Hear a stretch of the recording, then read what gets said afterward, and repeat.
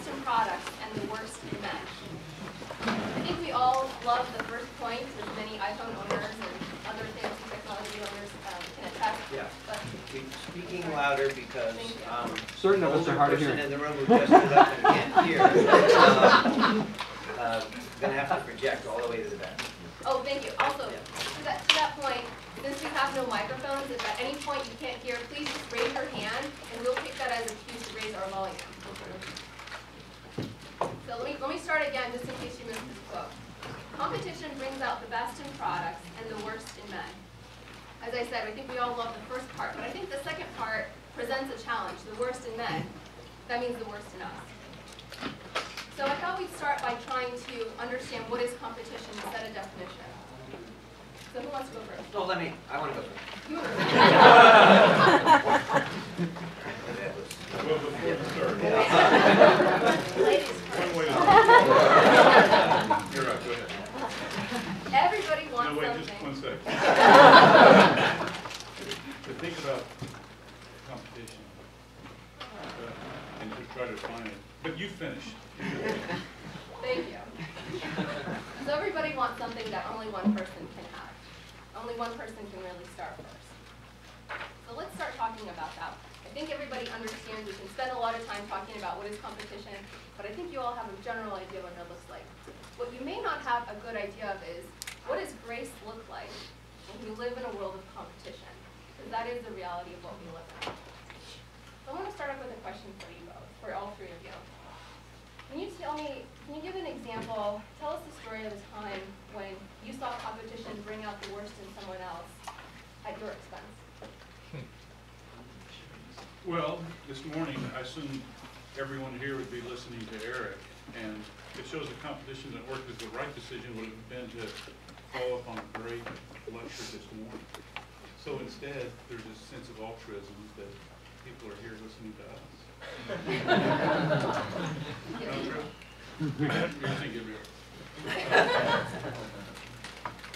So you're asking for an example of a time when competition brought out the worst in others. Yeah. At your expense. Jonathan, what ideas do you have? I'd be happy to speak on it. Well, first of all, I think that let's define competition as we've now understood it. And we get a picture of competition from a show on TV that I hope none of you watch, called Survival. And in Survival, it is the most vicious behavior on the part of humans towards other humans. It's manipulative, sometimes fake cooperation. It's just amazing. And what happens at the end is the person that wins, you typically hate. Because that person was successful. And how they became successful, frankly, is the part that we find so objectionable. So I have a situation where many years ago at MCI, we were in an intense competition against AT&T. This was before the fraudulent era of Bernie Evers, which may come up later. But in these days, we were fighting for our existence. And we were struggling every quarter to make our numbers. And I had a CFO who found a way, through an error coming from Bell South, who was our major biller, hundreds of thousands of dollars, nearly $1 million, that he had found that was actually an error. And he wanted to claim it and put it on our books so that we could be the #1 division that quarter and receive more investment from the corporation at headquarters and get all of the kudos that you could imagine by being the #1 division. He came to me and said, here's what we want to do. We're against the other guys, everybody's numbers are in, we're behind, we're going to have to do this. Let's just book this error and we'll be good. And I looked at him and I said, no. He said, no, you understand, I've already called the CFO at corporate, the CEO already knows about it, we need to do this. And I said, no, I don't want to be first. If I gain first by being a liar, by being dishonest, by lacking integrity. He looked at me like I was from Mars and went away very angry and called the CFO and the president and the CEO to get them to force me to accept this error and put it on our books, therefore making our quarter look wonderful. I refused. I continued to refuse, even though all of those players called me and said, do it. No, I won't do it. So I called Bell South and told them that they had made an error to the tune of almost $750,000, and that they should resubmit their bill to us so that we could pay it properly. Bell South was so stunned by that phone call that they graced me the $750,000 error. And we were able to book just like we had thought we had booked, and we were the #1 division that quarter. You understand what a marvelous lesson that was, not only for the team that I had, for this conniving CFO who remained working for me, and really it became a great partner of mine. But it was also a great lesson for our company. Do the right thing, and good things are going to happen. Do the right thing, and that's what we did. And we were the #1 division not only that quarter, but for the next 3 years running. So what I believe is that when you do the right thing, when you can tell people that's not what we're going to do, that there are great things that do occur. I think that's one of my favorite examples of exactly that. So now I've given you enough time. Yeah, I'm sitting here, Okay, okay. yeah, I'm sitting here thinking, Beth, did you have some time? Who here plays Settlers of Catan? Oh, there's some. Oh. There's one over there. Raise your hand, son. Yes. Is anyone unfamiliar with this game? All right. It's a fabulous game.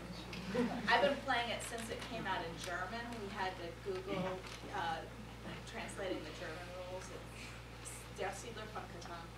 So those of us that like to play games and will play them all day long could play Settlers of Catan with 3 other people day in and day out. And it's a very resource-constrained game. And the object is the first person to get to 10 points wins. There's only one person who can get to 10 points. And I think that it's a game that simulates needing to get enough food, resource development, etc.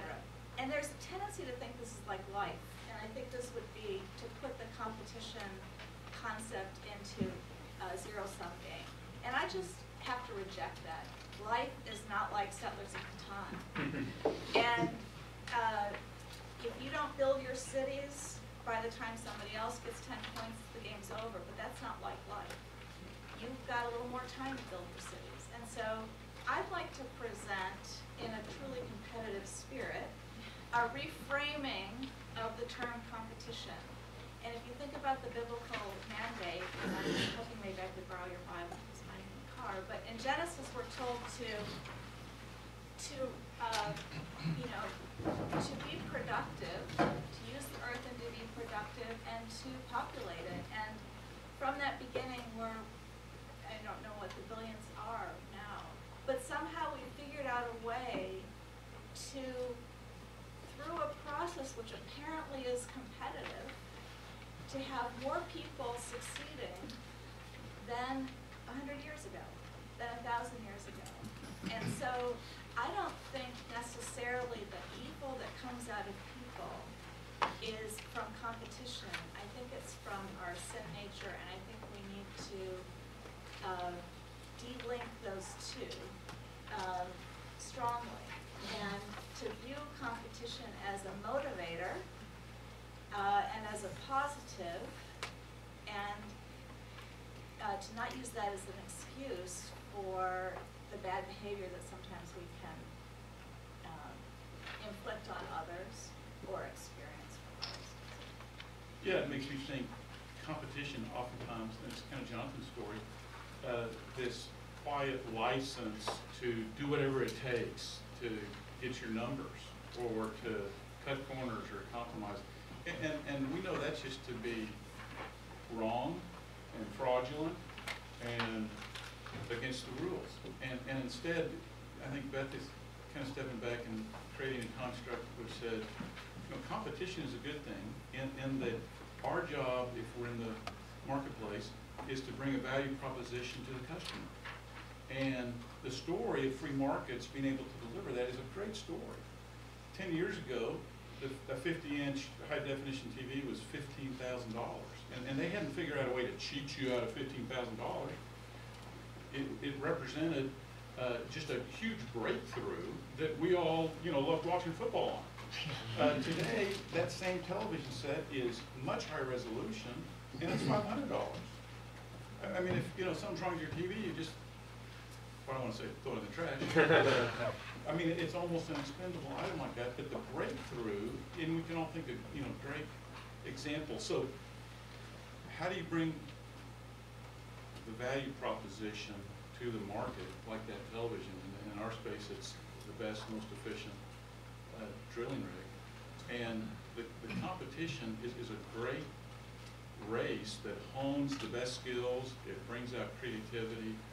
I think the question in the panel is, what we heard this morning from Eric is, if it brings out the worst in man, and Beth, that's what you said, it's because in our nature, we're inclined to cheat. We're inclined to fudge. We're inclined to make ourselves look